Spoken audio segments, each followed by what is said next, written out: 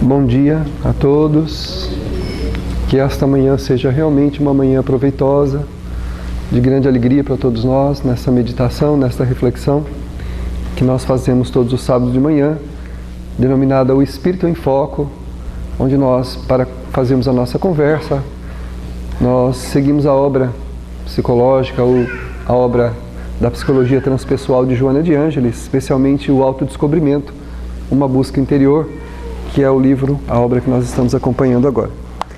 Peço desculpas aí pela voz, pela garganta, porque a coisa hoje não amanheceu muito boa. Todos estamos. Pois é, o tempo muda bruscamente, né? E a gente acaba, eu principalmente, que sou alérgico, acabo passando por dificuldades aí na área respiratória, mas vai dar para falar. A gente vai conseguir, se Deus quiser. Bom, nós estamos acompanhando o item ainda, a reciclagem do subconsciente, né? Estamos acompanhando aí dessa obra, Reciclagem do Subconsciente, onde então estávamos conversando na última semana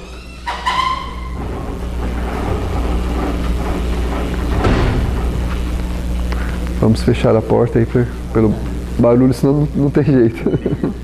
Não dá. Onde a Joana diz que a gente precisa se livrar das perturbações e reciclar o subconsciente e preencher esse lugar com estimulações novas, né?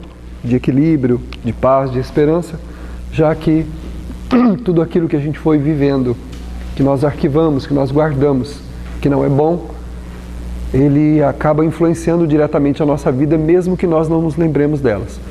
Os fatos desagradáveis que porventura a gente tenha vivenciado, que a gente acha que esqueceu ou deixou para lá, na verdade não deixou para lá coisa nenhuma, muito menos esqueceu. A gente só não tem ele aqui, na lembrança objetiva, aquela lembrança que a gente tem cotidianamente. Mas, como o espírito humano é sempre ciente do que lhe acontece e nunca está ausente da sua própria realidade, nós temos sempre acesso a todas as situações que vivenciamos, assim, continuamente, né? Se nós somos influenciados pelas impressões das outras encarnações, imagina dessas, né? Se o inconsciente, que é a guarda de tudo aquilo que nós já vivemos em outras vidas e que formou a experiência que nós estamos experimentando, se isso nos influencia e determina inclusive os rumos praticamente da nossa existência, imagina hoje o que nós vamos vivenciando, se vai ficar esquecido. Não fica esquecido. Então a Joana aconselha-nos a fazer uma reciclagem do subconsciente, ou seja, prestarmos atenção na nossa vivência para que as coisas não simplesmente sejam guardadas sem solução, ou que nós guardemos impressões ruins das coisas. Para isso nós temos que mudar a maneira de ver as coisas, para a gente não guardar impressões ruins, porque essas impressões vão ficar influenciando a nossa vida tranquilamente sem a gente perceber. Uma pessoa, por exemplo, de uma forma clássica, né, que guarde mágoas, ressentimentos, que guarde dissabores da sua vivência com os outros, ela automaticamente vai se tornando uma pessoa sem vida, apática, desinteressada pelas coisas, amarga, esquecida. Tem muita gente que diz assim, eu não sei, a minha memória não funciona muito bem. Eu acho que eu estou precisando tomar um remédio para a memória. Não é bem um remédio para a memória, a gente pode até tomar, pode ir no médico e ele vai dar alguma coisa, mas não é bem isso que vai resolver o nosso caso completamente. Nós precisamos reciclar o lixo, aquilo que na nossa alma está exportando para o nosso sentimento, para a nossa mente, para a nossa vida, uma forma de viver muito ruim, porque nós somos influenciados por essas experiências que vamos guardando ao longo do tempo, embora não nos demos conta dela. Então nada pode ser guardado sem que a gente preste muita atenção no que a gente está vivendo. Por isso tem que prestar atenção na nossa vivência, como nós nos relacionamos com as pessoas, como nós nos relacionamos com a vida, se essa relação é boa, né? Se essa experiência ela é uma experiência proveitosa, se é dificultosa, e procurarmos ir entendendo essa caminhada, para a gente não guardar simplesmente, aceitar passivamente por fora, né? Mas guarda, eu já vi muita gente dizer assim, eu aceito, mas não me conformo com isso. Não me conformo que isso tem que ser assim. Ou seja, Estou aceitando porque não tem outra alternativa. Mas não me conformo com isso. Isso está errado. No que se refere a nós, a nossa postura, o nosso jeito de ser, nós podemos trabalhar e mudar. Realmente, se tem alguma coisa em mim que eu não aceito, eu posso mudar. Eu posso trabalhar para modificar. Se tem um jeito de ser, um hábito, um pensamento e sentimentos meus que não são bons e que eu entendo que isso está prejudicando a minha vida, eu posso mudar. Eu posso deixar de ser grosseiro, eu posso aprender a perdoar, eu posso aprender a ser paciente, eu posso aprender a ser resignado, ter compaixão, ter misericórdia. Isso tudo eu posso. Mas no que se refere à atitude dos outros, ou a coisas que a gente não pode lidar com elas porque não está nas nossas mãos, essa nós precisamos compreender. Porque se não compreendermos e simplesmente guardarmos aquilo revoltados, porque não aceitamos aquelas situações, né? Principalmente naquilo que se refere aos outros, que nós estamos sempre querendo mudar os outros, mudar o jeito de ser das outras pessoas. Ó, você muda porque você é culpado da minha infelicidade. Não, o culpado da minha infelicidade sou eu que não sei lidar com ele do jeito que ele é. Esse é o problema. Sou eu que não sei lidar com o meu semelhante como ele é. E eu digo que o culpado da minha infelicidade é ele porque ele não age como eu gostaria que ele agisse. Ou que ele se comporte, ou que ele seja o que eu gostaria que ele fosse. Isso é um grande engano. Nem Jesus mudou a humanidade e não foi essa a proposta dele para os seus próprios discípulos. Tanto que ele aceitou-os como eles eram. Se Jesus fosse procurar homens perfeitos para deixar a semente da mais importante mensagem que a humanidade já recebeu, a mais importante, não é qualquer mensagem. Inclusive um projeto de modificação do planeta. O cristianismo, a mensagem de Jesus, foi um projeto do Cristo para a modificação dos destinos da Terra. Imagine se ele fosse procurar homens perfeitos para entregar essa mensagem. Ó, vocês são portadores agora, vocês vão cuidar dessa mensagem porque é ela que vai mudar esse planeta. Ele estaria perdido, porque na Terra não tinha, os discípulos todos eram problemáticos. Pedro era ranzinza, grosseiro, desconfiado.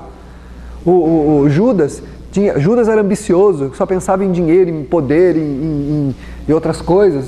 E cada um tinha um defeito.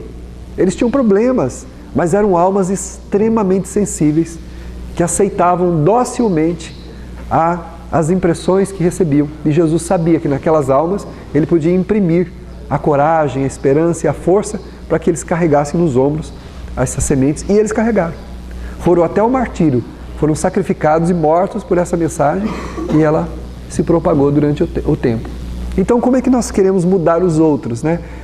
Então Jesus não contou nem com a perfeição dos seus discípulos para deixar uma mensagem perfeita. Ele contou com a imperfeição. E cada um está como pode, como é.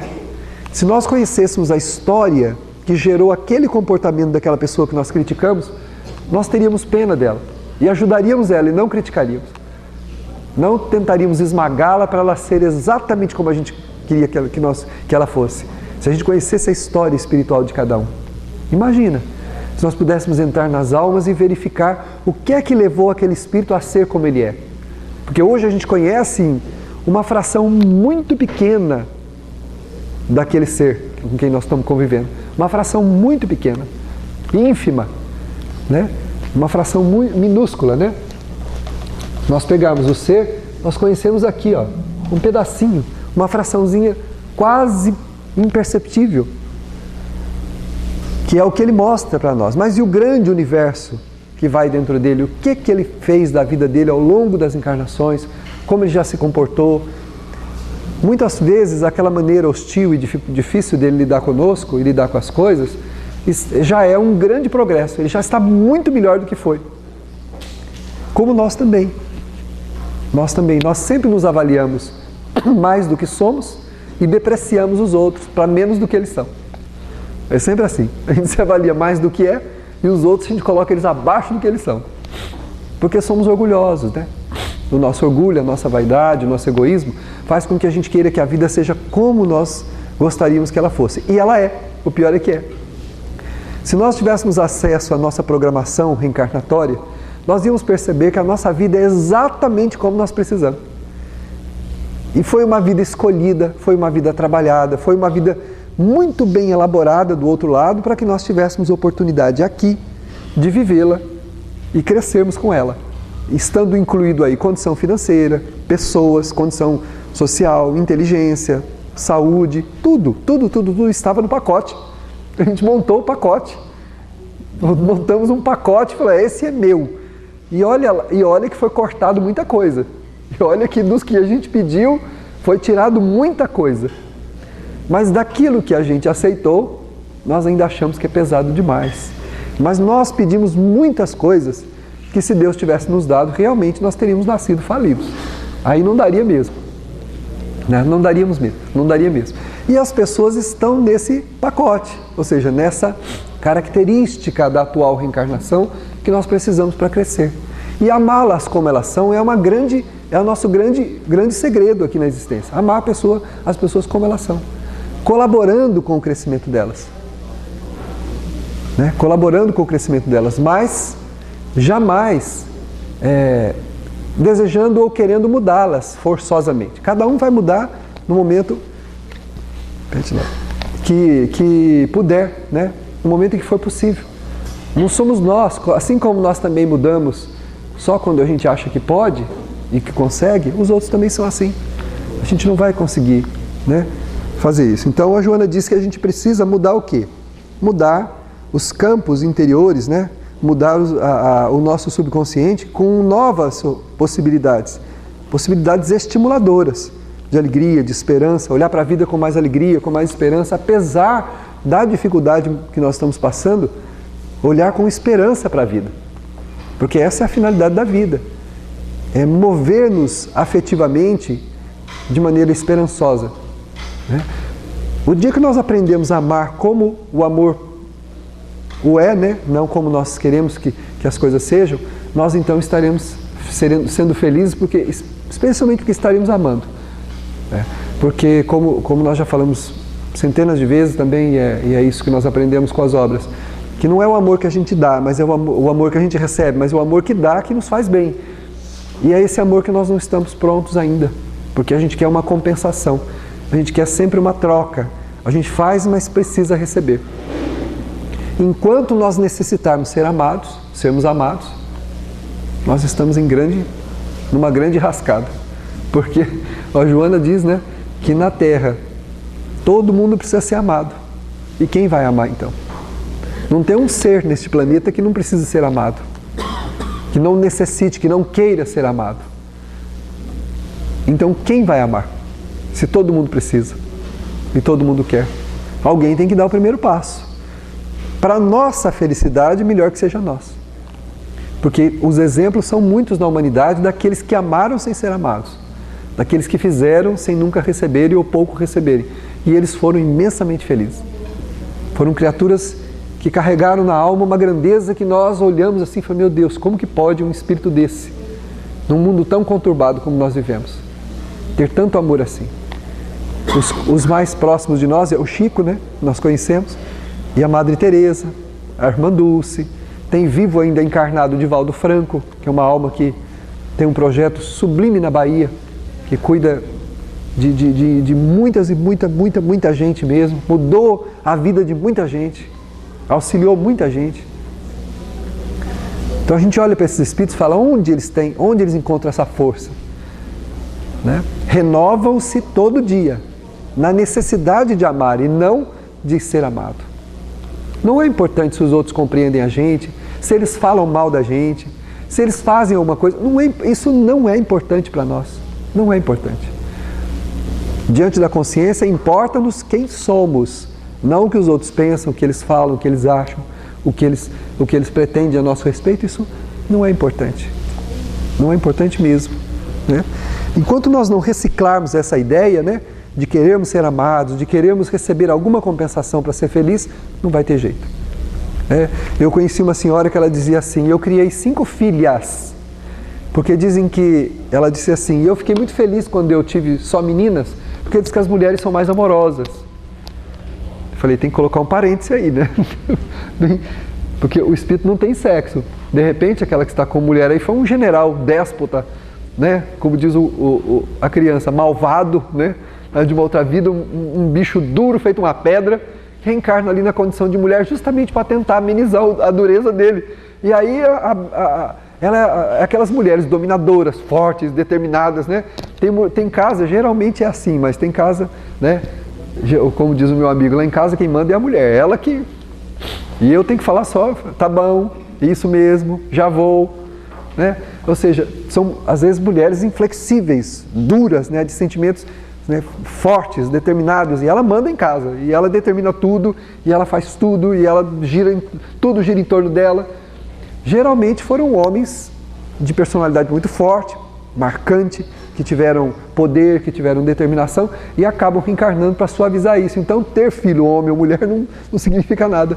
E você pode ter um filho dócil, tranquilo, que seja de fácil trato, que seja, né, tranquilo na sua relação com o seu semelhante. Então, não tem nada a ver. E ela disse assim, eu criei 5 filhas e hoje nenhuma delas vem me ver. Elas não se importam. Mal vem aqui no final do ano, no Natal ou no Ano Novo para a gente passar junto aqui, mas se eu não ligo, ninguém liga para mim. Se eu não falo, ninguém fala comigo. Aí ela começou a frequentar os cursos, começou a vir na casa e ela falou, um dia ela chegou para mim e disse, falou assim, nossa, é verdade, né? A gente precisa buscar a nossa felicidade, não esperar que os outros, por mais que a gente ame, eles façam alguma coisa para a gente se sentir melhor. Falei, pois é. Uma coisa não se pode negar, elas são suas filhas. E a senhora as ama. Isso está bom. O que a senhora puder à distância ou quando estiver junto fazer por elas, faça. Agora, o que elas vão fazer pela senhora é um problema delas. Né? E se o espírito for ingrato com o outro, principalmente os filhos com os pais, a coisa fica difícil. Né? Tem um capítulo no Evangelho segundo o Espiritismo que fala sobre a ingratidão dos filhos. E quanto custa ser ingrato? Não é bom ser ingrato. Aliás, um dos antídotos, né, contra a infelicidade é a gratidão. Ser grato a Deus por tudo e por todos, inclusive às pessoas diretamente, é uma receita de felicidade. É uma receita de melhoria do sentimento. Então nós temos que trabalhar essa gratidão todos os dias, que é uma forma também de reciclar o subconsciente. Porque se eu tenho impressões ruins guardadas por conta do meu orgulho, da minha vaidade, do meu egoísmo, sendo grato à vida todos os dias, a Deus, pela oportunidade de estar aqui na Terra, de estar com quem eu estou, vivendo a vida que eu estou vivendo, da maneira como eu estou vivendo, sendo grato, eu reciclo as impressões ruins, inclusive posso vetar doenças que porventura estejam se manifestando no meu corpo físico por conta da minha intransigência diante da aceitação da vida. Eu não aceito a vida assim. Então eu começo a fazer o quê? A me debater intimamente e a gerar impressões tão ruins que elas podem danificar as minhas células, danificar os meus órgãos. Eu posso começar a me suicidar sem fazer nada, simplesmente por não aceitar a vida, não ter compreensão da própria vida. Como nós dissemos, aquilo que eu posso mudar na minha vida, eu vou mudar, mas o que não depende de mim, só me cabe resignar, compreender e deixar que a seu tempo cada coisa vá para o seu lugar, né? Naquilo que não depende da gente. E ela diz então, quando o indivíduo quer, ele pode realizar, dependendo dos investimentos que aplica para consegui-lo. O problema é que para aquilo que interessa a gente aplica todas as forças. Se eu tiver um projeto de vida que eu quero que aquilo aconteça daquela maneira, eu movo céus e terra para aquilo acontecer. Mas se for alguma coisa que eu não estou muito interessado nela, e principalmente se vai custar os meus esforços para mudar o meu jeito de ser, aí tudo é difícil. Eu não consigo, não dou conta, não vai dar certo, não tem jeito, eu não presto, eu não valho nada. Aí vem a autocompaixão, né? A autocompaixão, a autocomiseração, e quando a gente olha pra gente e fala assim, tá vendo, ó, eu faço tudo errado. Deus sabe que a gente faz tudo errado, o que Ele quer saber é o que a gente quer fazer de certo. Eu não presto, Ele sabe também. Não precisa a gente falar, não adianta entrar, não funciona isso. Essas autodepreciações não funcionam. Aliás, colaboram com a impressão que eu já tenho a meu respeito. Colaboram já com a ideia que eu já tenho a meu respeito. Então a gente não pode ficar repetindo, reforçando ideias autodestrutivas. Né? Já ouvi gente dizer assim, tá vendo? Na minha vida nada vai dar certo. Porque tá vendo? Eu não tenho jeito. Como que vai dar certo alguma coisa? Claro que eu tenho jeito. Só tem jeito aquilo que eu quero que tenha jeito. O que eu não quero que tenha jeito, não vai ter jeito. Então, essa visão de autocompaixão não funciona perante a consciência, né? E ao contrário, impede que a gente veja. Só que para aquilo que a gente quer, a gente move céus e terra. Assim, usando um exemplo bem prático, né? Eu já contei para vocês, tem um horário de atividade que a gente visita doentes no sábado, pessoas que são acamadas. Eu já ouvi de trabalhadores, de pessoas de fora, para a gente mudar esse horário, assim, todos os horários que você pode imaginar. Aí eu disse, olha, nem que a gente colocar da meia-noite às 6 da manhã, escolher um horário na madrugada, vai ter quem não possa. Não adianta mudar da manhã para a tarde, da tarde para a noite, para o meio do dia, para um pouco lá, um pouco cá. Não vai funcionar. Quem não quer fazer vai encontrar sempre uma desculpa. Porque se for para fazer uma outra coisa, a gente dá um jeito. A gente dá um jeito. A gente acha horário para ir na academia, né? Que é muito bom, cuidar do corpo, sem dúvida. A gente acha horário para ir no cabeleireiro, religiosamente o horário está e aliás tem que marcar com antecedência, se não chegar lá não tem vaga, né? Marca larga todo o serviço da casa para fazer e vai lá no cabeleireiro, né? E vai lá na academia e vai fazer a viagem que a gente queria, né? Levanta de madrugada para pescar, 3 horas da manhã, arruma toda atrás, o olho aceso, né? O olho, né? Engraçado, 2h30 da tarde, 14h30, a pessoa levanta, ai meu Deus, que moleza, ai que sono, bem que dá vontade de ficar dormindo, dá um desânimo para vir, ai tá vendo, almocei agora, isso é hora de fazer visita para os outros, acabei de almoçar, estou com um sono danado, né? Mas 3 da manhã para pescar não tem problema, a gente vai, ó. Então, o que ela diz aqui, né? Ela diz assim, precisa investir, né? Investimentos que a gente aplica, dependendo dos investimentos que a gente aplica para conseguir. Então, eu vou investir naquilo que eu acredito que é o melhor. Eu preciso crescer. E para isso eu vou ter que fazer grandes esforços. Kardec diz no Evangelho segundo o Espiritismo, o verdadeiro cristão ou o verdadeiro espírita é aquele que faz grandes esforços para domar suas más tendências. Não é aquele que faz um esforcinho qualquer. Grandes esforços. Não é fácil deixar um vício. Não é fácil deixar um hábito, não é fácil assumir uma tarefa que vai promover uma modificação profunda na gente. O que a tarefa do bem faz? Ela modifica profundamente o nosso sentimento, né? Ela modifica profundamente o nosso sentimento, altera o nosso padrão mental, nós passamos a pensar diferente, né? E a sentir diferente. Quem pensa e sente diferente tem uma vida melhor. Pensamentos elevados e sentimentos nobres dão alegria de viver. A pessoa fala, como é que aquela pessoa pode ser tão alegre com uma vida tão cheia de atribulações? Porque pensa bem e sente bem. Não é o problema que nos joga para baixo, é a maneira como nós o enxergamos e sentimos. O que nós pensamos a respeito dele e o que nós sentimos a respeito dele é o que nos puxa para baixo. É isso que acontece. Temos que renovar o pensamento e o sentimento, mas não vai acontecer só porque a gente quer. Ela diz aqui que é preciso investir nessa mudança. E investir é tomar providência, fazer alguma coisa. Não é sentar e falar assim, a partir de hoje você é uma nova pessoa. Tá bom. É igual, com todo o respeito e respeito profundo que nós temos, mas igual às conversões de salvação que tem as religiões. A partir de hoje você aceitou Jesus, acabou o seu problema. Meu filho, começou o seu problema. Acabou não, começou. Porque aquele que aceita tem que mudar. Senão, então começou. Viver do jeito que você estava, aí sim, estava tudo muito fácil. Mas viver de maneira diferente dá trabalho. Precisa investir nessa mudança, né? E esse investimento inclui a prática do bem, a preocupação com o semelhante. A erradicação da visão egoísta de que o mundo gira em torno da vida da gente. Não gira. O universo não gira em torno da gente, né? Nós somos como um planeta em órbita, né? Na órbita de Deus.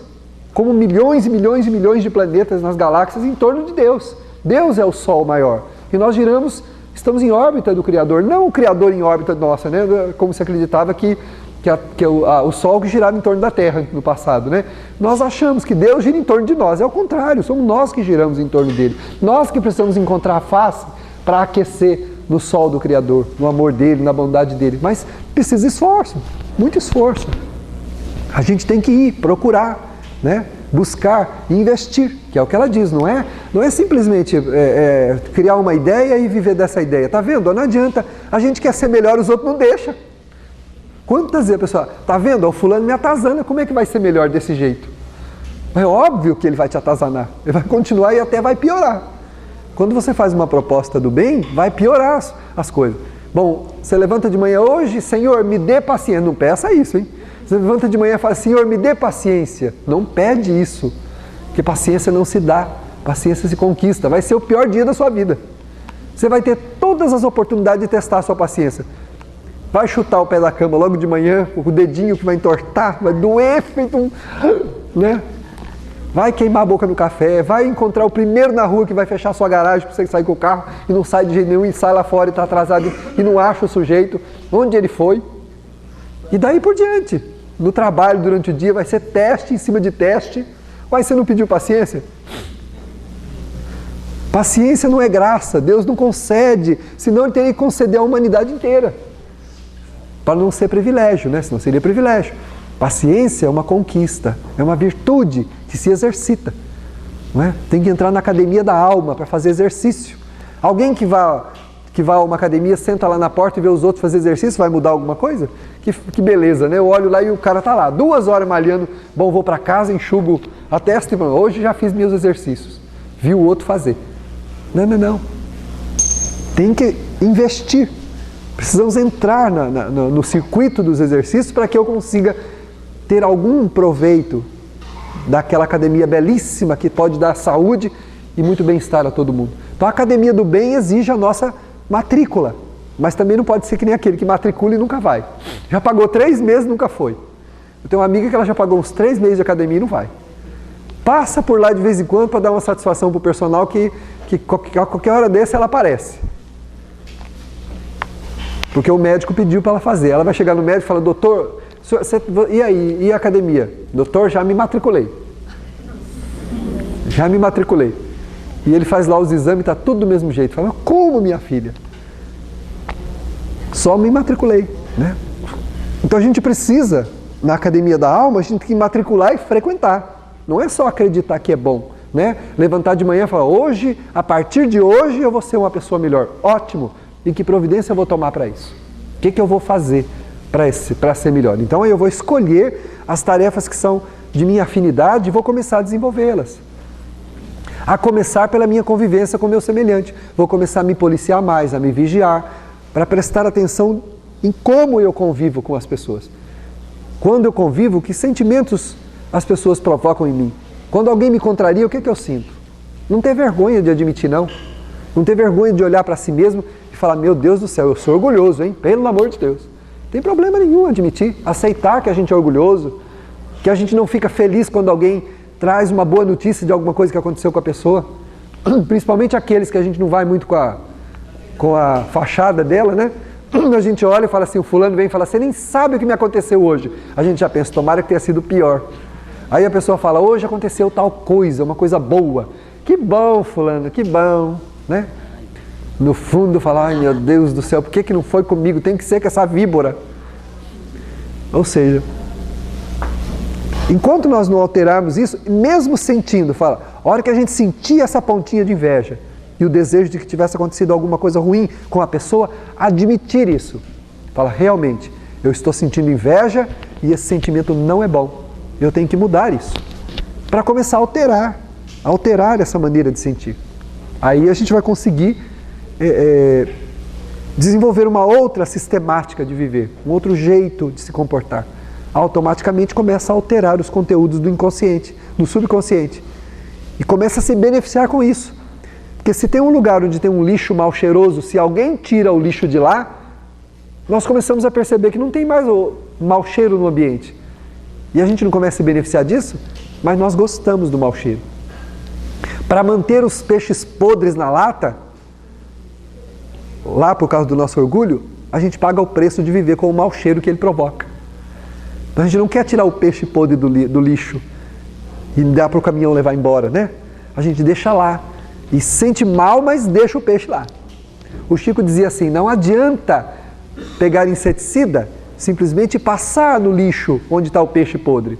As moscas que estão lá vão morrer, mas o cheiro vai permanecer e daqui a um pouco tem outras moscas lá. É preciso tirar o peixe de lá, tem que tirar, né? Não adianta a gente simplesmente, tá bom, eu preciso ser melhor, então eu vou no centro tomar passe. Agora vai resolver todos os meus problemas. Aí vai lá na igreja e pede para o padre dar uma unção, vai lá, pede para o pastor fazer um descarrego e vem no centro e toma passe. Fala, agora eu estou limpo. Como que está limpo? E o peixe podre? Tem que tirar o peixe, não adianta passar inseticida. O que é tudo isso? O passe, a unção, a bênção, sei lá o que providência a pessoa tome, isso aí é inseticida, que vai matar temporariamente as moscas que estiverem por ali. Mas se o peixe continuar lá, o que vai acontecer? Outras virão. Outros empecilhos aparecerão, porque o problema não foi resolvido. Então é preciso retirarmos esses lixos da alma da gente, uma mágoa, uma decepção, uma traição, uma mentira, uma maledicência, qualquer coisa que tenha nos acontecido, nada disso vale a pena. É possível que alguém tenha nos traído, mentido contra nós, tenha feito alguma coisa que nos lesou muito, dito coisas horríveis para a gente. É possível sim, como nós também podemos ter feito isso com os outros. Mas viver aprisionado nos efeitos que isso provoca é uma escolha. Porque a atitude do outro é do outro, não é nossa.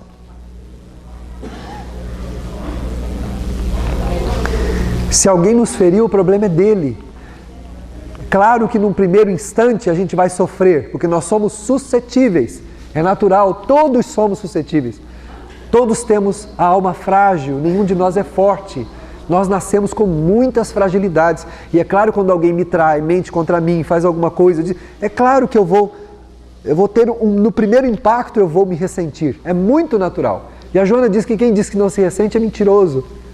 Não é verdade que a gente não se ressente. Agora, guardar isto aí é uma escolha. A partir do momento em que esse impacto aconteceu, né? É como colidir. Eu saio aqui desavisado e colido com aquela parede ali, né? É noite, eu não quis acender as luzes, colidi com a parede. O primeiro impacto é difícil, dói.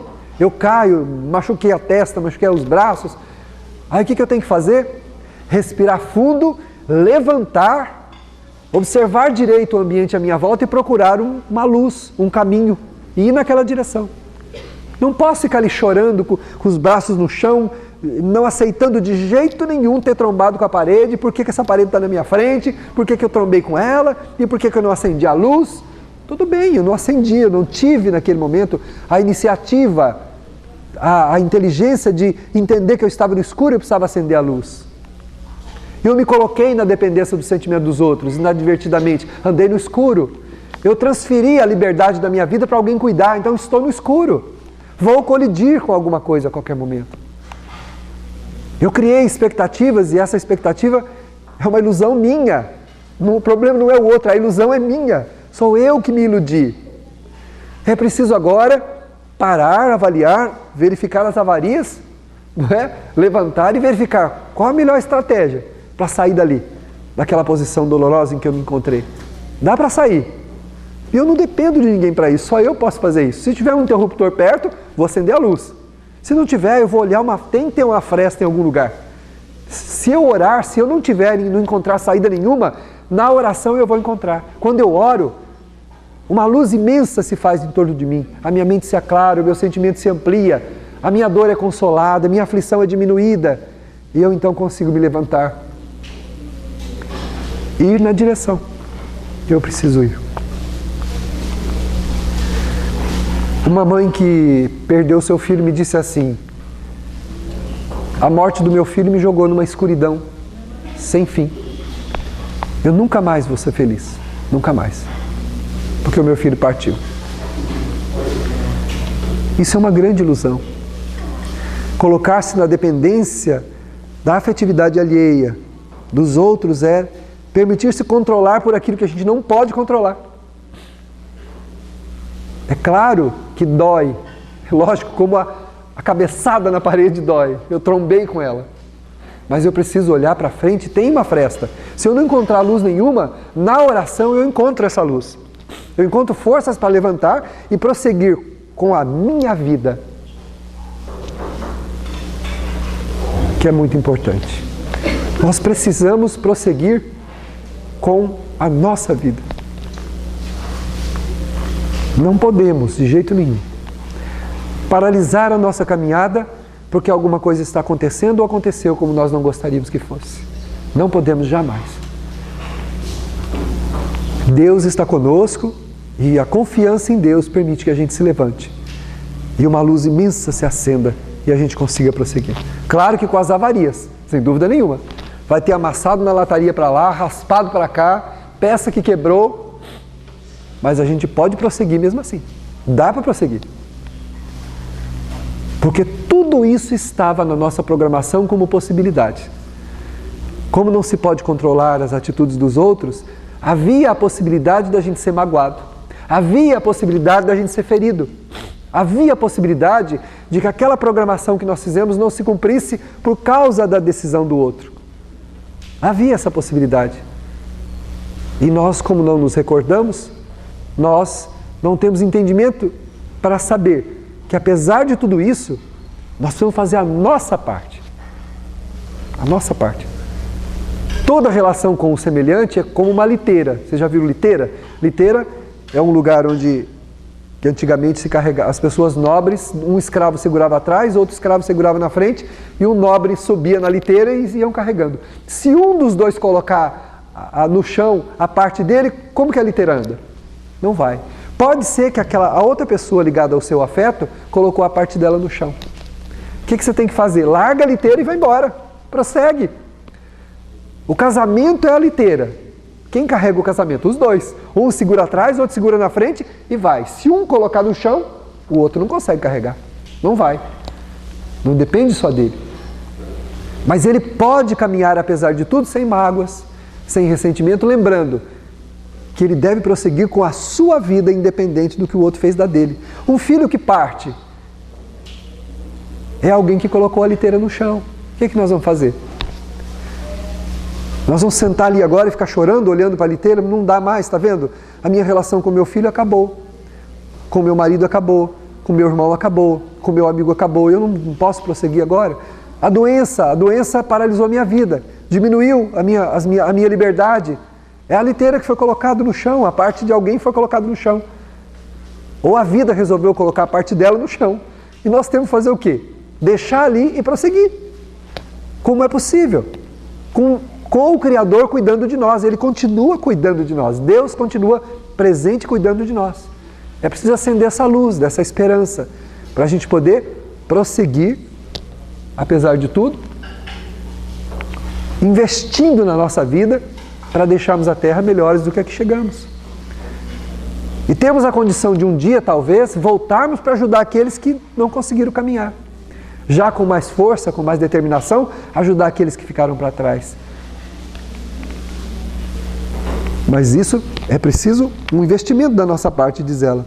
Um empenho bem direcionado pelo pensamento objetivo. Nós acrescentamos aqui, com respeito à querida benfeitora, acrescentamos o sentimento, né?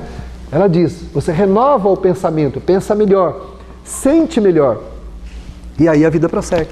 Com o pensamento e o sentimento melhor, a vida prossegue. A Joana diz numa outra obra que a maior parte do problema que nós vivenciamos não existe. É uma criação da nossa mente, produto do nosso orgulho, da nossa vaidade. Muita coisa pelas quais nós choramos não existe. É o orgulho ferido, é a mágoa, é um sentimento que nós criamos e sofremos por causa dele. Na verdade, não é um problema real. Como há problemas reais, uma doença, em que a gente pode chorar de dor, mas não de revolta, de raiva, por não aceitá-la de jeito nenhum. A gente pode chorar de dor, se está doendo, não tem jeito.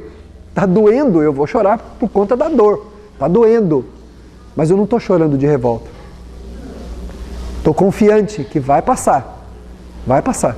Se não for hoje, amanhã, se não for amanhã, depois, e vai passar. Essa página vai virar. E a gente precisa acreditar nisso, para prosseguir vivendo e autocurando-se, porque a autocura é a autoconfiança, a confiança em si mesmo e a confiança em Deus. Eu confio que eu posso alterar o meu corpo e mantê-lo saudável e bem. E eu confio que Deus pode me ajudar. E Ele vai me ajudar. Então essa confiança, essa determinação, esse empenho no pensamento bem direcionado, claro, sem conflito, a gente não pode falar, tá vendo? Ó, tudo de ruim acontece comigo. Olha aí, de novo. Esse pensamento não ajuda. Esse pensamento de autopiedade não ajuda. A benfeitora Maria Dolores me disse uma coisa uma vez que eu guardei e eu acho engraçado. Ela fala assim, quando uma pessoa levanta as mãos para o céu e fala assim, o que eu fiz para merecer isso? Ela fala, ainda bem que a pessoa não pode ouvir a resposta. Ainda bem. O que eu fiz para merecer isso? Logo eu. Pois é porque não pode ouvir a resposta. Porque se pudesse, nunca mais a pessoa ia fazer essa pergunta.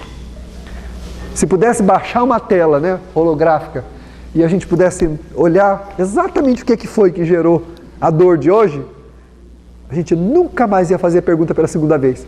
Ia fazer uma vez só, nunca mais ia perguntar de novo. O que eu não fiz para ser melhor? Ia ser o contrário. Porque nós não temos, por Deus, por misericórdia divina, é vetado a nós a visão do passado. A lembrança, por misericórdia, porque se a gente fosse conviver com o que a gente fez, a gente enlouqueceria. A depressão, na sua grande maioria, na sua grande parte aí relacionada a causas, tem como causa os dramas do passado. E tem gente que fala assim, não seria melhor recordar o passado para a pessoa saber por que ela está desse jeito, né, sofrendo com essa tristeza? Fala, pois é. Se conviver com o efeito já é difícil, é quase insuportável, se você conhecesse a causa, enlouqueceria. Se está sofrendo, é porque não tem a mínima possibilidade de saber o que foi. Porque se soubesse, enlouqueceria. Então Deus, sabiamente, não permite que a gente se lembre para a gente não enlouquecer. Se lidar com o efeito já é difícil, saber a causa é loucura. Loucura. É loucura. Tem eu assisti um filme alguns anos atrás sobre aquela guerra do Vietnã. E um menino, um rapaz que foi para voluntário lá, um vietnamita, foi como numa cidade lá, como voluntário para lutar contra as forças que estavam atacando. E ele, por 4 meses, ele comeu pão que o diabo amassou. Ele viveu horrores, horrores. Foi mutilado, perfuraram um olho dele, e assim, sofreu terrivelmente. E por uma ação do inimigo, lá, num momento lá, ele consegue escapar, consegue fugir. Ele consegue ser resgatado de lá. Aí ele volta para casa. E uma senhorinha vietnamita, a mãezinha, e o pai, quando vem ele chegando, entram em êxtase, né, por ver o filho chegando. E o pai, e quando vê o filho daquele jeito, toma de uma espada, uma espécie de uma adaga, levanta para o alto e diz assim, eu quero saber o que aconteceu com meu filho, para que eu possa falo.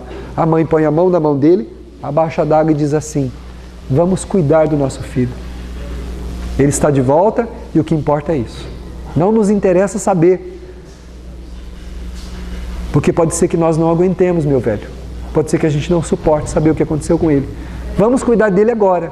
Vamos tratar das feridas, vamos recuperá-lo com o nosso amor, vamos cuidar dele. E o velhinho então coloca a adaga lá, abraça a velhinha, e eles se abraçam e já muda de cena, vai para uma outra cena. Mas fica a mensagem para a gente. Interessa saber, não importa, o importante é o que nós vamos fazer da vida agora. Se está doendo, vamos procurar solução agora.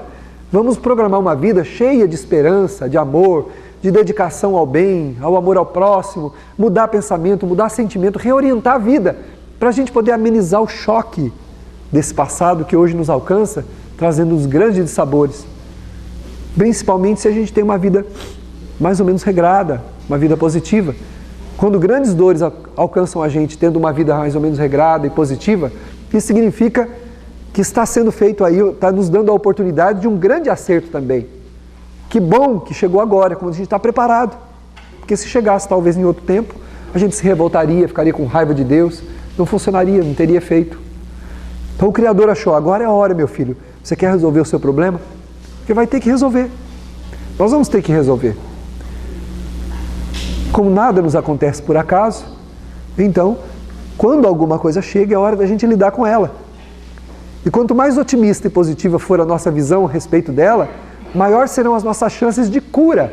Cura da alma e cura do corpo. Nós podemos mudar a realidade do corpo e também mudar a realidade da alma. Basta que nos renovemos mentalmente e afetivamente. A relação com o outro e a relação conosco mesmo, deixando a autopiedade, a autocompaixão, a autocomiseração de lado. Nós não somos coitadinhos, muito menos houve qualquer injustiça conosco. Lembra que eu disse, o que eu fiz? Não pede não, porque se a tela baixar, a gente pode enlouquecer. A hora que vê, fala, meu Deus, como que eu pude fazer isso?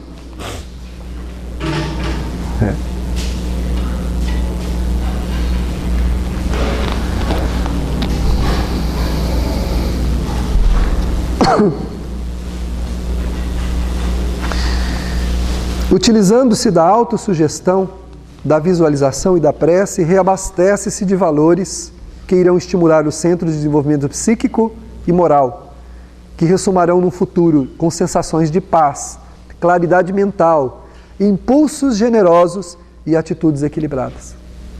Essa renovação muda tudo na nossa vida. Mudar o pensamento muda tudo, né? Nós começamos a ter uma nova visão disso. Para isso é o que nós comentamos. Está tudo escuro? Vamos buscar a claridade da prece, da oração. E confiar que Deus está nos ouvindo. E Ele está. O Dr. Bezerra de Menezes diz que nenhuma prece fica sem ser ouvida. Nenhuma. Todas as orações, todas as preces são ouvidas por Deus. É que pode ser que nós não sejamos atendidos exatamente como nós gostaríamos que fosse. Mas providências muito melhores do que aquela que nós estamos pedindo são tomadas em relação à nossa vida. Muitas vezes aquele mal, naquele momento, nós precisamos passar por ele. É o remédio. Está lá no Evangelho segundo o Espiritismo, o mal e o remédio. Nós precisamos às vezes daquela dificuldade, que não vai ser eterna. Ela vai passar, vai ficar para trás. Novos valores, novo entendimento da gente faz o quê? Estimula a gente psiquicamente. Melhora o nosso pensamento, Quando a gente sai para ver a dor dos outros, o sofrimento dos outros, a gente começa a entender que a nossa vida é muito boa. Que o que nós estamos sofrendo é muito pouco, é pequeno, perto da dor de tantos quantos passam por dificuldades, por agonias, por sofrimentos que a gente não tem ideia. Nós não temos nem ideia do sofrimento que existe em volta de nós, quanto mais aqueles que estão distantes. A Joana de Ângeles, numa outra mensagem, ela diz assim, que sentir solidão no mundo onde há tanto por fazer pelo amor, pela bondade, pela caridade, é uma escolha. Sentir solidão é uma escolha. A gente escolhe ficar solitário no meio de tantas necessidades que existem. Porque quando a gente se desdobra em serviço para o próximo, que é o que é importante e é a única coisa que importa para nós, além da gente ficar bem, a gente muda a visão, muda o pensamento, muda o sentimento, muda a visão da própria vida. Muda a visão da vida em si, como um todo, e muda a visão da vida em si mesmo, da própria existência. Da própria existência. Esses dias um amigo da mocidade estava contando, nós estávamos fazendo a aula da mocidade, e ele estava contando de 2 rapazes que sofreram um acidente e os 2 ficaram paraplégicos. Um foi para a cama e viveu revoltado a vida toda. Completamente revoltado, não aceitava de jeito nenhum, agredia todo mundo. O outro tratou logo de ver como que iria fazer para se movimentar. Conseguiu mover os céus e terra, conseguiu uma cadeira motorizada que levava ele para lá e para cá. Desenvolveu uns apetrechos para pegar coisa à distância. Eu sei que em pouco tempo da vida dele, ele se tornou uma pessoa tão versátil quanto alguém que tenha pernas e pode andar para todo lado. E era uma pessoa feliz, que conviveu com a família toda, passeava, se virava. Ele dava um jeito, tornou a vida dele uma vida, dentro das possibilidades, uma vida produtiva, uma vida alegre. Enquanto que o outro desencarnou pouco tempo depois, por ter transformado a vida dele num verdadeiro inferno. Não aceitando de jeito nenhum aquela limitação. E olha que o acidente foi provocado por culpa deles mesmos. Eles estavam fazendo brincadeiras de correr, tirando racha, e num desses rachas, A coisa deu errada, o carro capotou e ele acabou ficando paraplégico, os dois. Só que um entendeu logo a mensagem e fez o que pôde por si mesmo. Então, dentro da limitação da gente, a gente tem que pensar e pedir: o que eu posso fazer por mim mesmo? Dentro da situação que eu estou, o que eu posso fazer para melhorar a minha condição? Ao invés de reclamar, ao invés de lamentar. Vejo profissionais que fecham empresas porque elas não saíram exatamente como eles gostariam que fosse. Porque não aceitam ganhar o menos que seria necessário naquele instante para a pessoa poder criar uma condição talvez de um dia ter mais, ou de sobreviver. Diz o Emmanuel que quando a gente saiu do mundo espiritual, nós aceitamos a vida que nos foi proposta, não fizemos exigência nenhuma.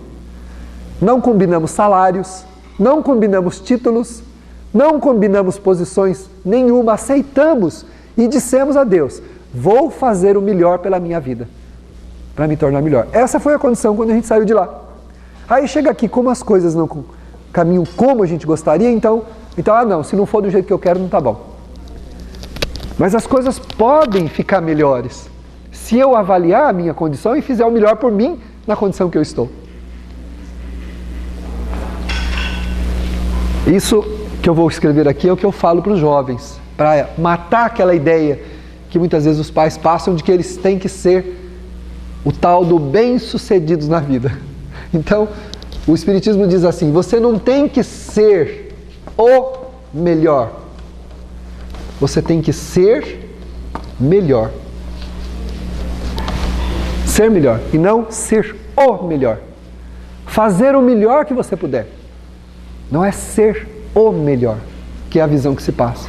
Você tem que ter sucesso a todo custo, senão a sua vida não vai virar nada. Gente, a nossa vida vai virar o que ela tiver que virar. Nós temos uma programação. Agora, a gente pode ilicitamente ir além dessa programação, só que não foi a lugar nenhum. Quem foi ilicitamente para algum lugar que não deveria ir, não foi a lugar nenhum. E vai ter que recomeçar de onde parou. Porque abandonou a tarefa. Para a pessoa, muitas vezes, ir até onde ela gostaria de ir ilicitamente, ela teve que passar por cima de todo mundo e fazer coisas que não devia, contraindo mais débitos ainda. Então, ao invés de imaginar que de ser o melhor, é ser melhor. Procurar fazer o melhor naquilo que a gente está fazendo. Seja o que for. Seja o que for. Eu tenho um exemplo vivo disso, a gente não deve falar de si mesmo, mas não é de mim. A minha mãe. A minha mãe não fez curso de culinária. Mas se vocês verem ela cozinhar, eu falo: meu Deus, não é possível. Eu falo para ela: mãe, sou eu, a senhora e o pai, nós somos 3 em casa. Se você ver a mesa que ela bota, as coisas que ela faz, você não acredita. E se estiver passando uma receita, seja sofisticada ou não, ela olha uma vez só, vai lá e faz igualzinho. E ela bota a mesa, eu fico olhando e falo: meu, que é isso, mãe? Ela cozinha com amor, com uma dedicação, ela pega coisas, ela junta isso com aquilo outro, e monta um prato que você percebe, foi feito com carinho, com amor. Ela quer agradar, ela quer tornar aquele momento da refeição um momento bom. Então a gente não precisa ser o melhor, mas pode fazer o melhor. O que eu posso fazer de melhor por mim mesmo, pela minha vida, pela condição que eu estou? Já que provavelmente eu não posso mudar. No momento aquilo que está acontecendo comigo, eu não posso mudar. Eu não posso trazer um filho de volta se ele desencarnou. Eu não posso devolver um membro se ele foi extirpado, se eu fui mutilado. Não dá para tirar. Como que eu vou trazer ele de volta? Mas eu posso pensar: o que é que eu posso fazer para viver muito bem do jeito que eu estou? O melhor que eu puder. Então eu vou fazer o melhor. Vou fazer o melhor por mim mesmo. Vou fazer o melhor pelo meu semelhante. E aí sim, a vida tem sentido. E a gente recicla todas aquelas impressões ruins que estão no nosso subconsciente, que são produtos dos fracassos, das experiências mal-sucedidas, das ideias que a gente não aceita, das coisas que não aconteceram como nós gostaríamos, que vão ficando guardadas e vão transformando a nossa vida num poço de amargura, numa vida desinteressante. A pessoa vai perdendo a lucidez, vai perdendo a inspiração, vai perdendo a intuição, porque não consegue visualizar a vida de uma maneira positiva. Então é preciso fazer essa reciclagem, mudar essa visão. E somente assim a gente vai conseguir então deixar para trás as impressões ruins, estabelecer uma nova regra em nós através do pensamento objetivo, claro, positivo, sem conflito, que vai nos ajudar a ter uma vida melhor. Porque se tem alguém que deve fazer alguma coisa por nós mesmos, a priori, somos nós mesmos. Nós precisamos urgentemente nos lembrarmos que somos artífices de nosso próprio destino, construtores das realidades que nos alcançam e que devem acomodar-se em nosso coração à semelhança de um convite sublime do Cristo para nos renovarmos. E para isso, Ele nos assevera: vinde a mim. Se você está aflito e sobrecarregado, lembre-se, vinde a mim. O que equivale dizer que nós devemos adotar os seus ensinamentos e os seus pensamentos como uma regra de bem viver. Desta forma, deixando para trás todas as vivências e experiências que porventura não tenham sido positivas ou que não tenham trazido a satisfação que nós gostaríamos.